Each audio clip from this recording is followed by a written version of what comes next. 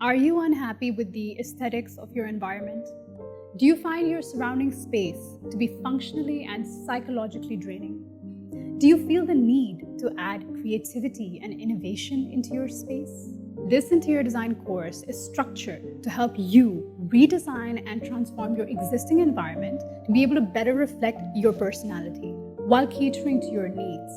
This course enables you to be able to design and build concepts that you're passionate about while focusing on user-friendly spaces and creative design solutions.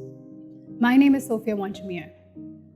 I'm an instructor at the Center for Continuing Education, LUMS. I teach interior design. I'm a practicing architect and interior designer, and my specialization is from Domus Academy, Milan, Italy. I'm also a PCADP licensed consultant.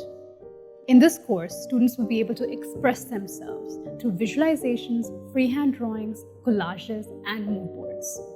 They will be able to understand spatial layouts, working interior drawings, as well as essential 3D development. By the end of this course, students will be able to plan, conceive, design, present, and build interior spaces regardless of their experience and academic background. Registration for this course is now open.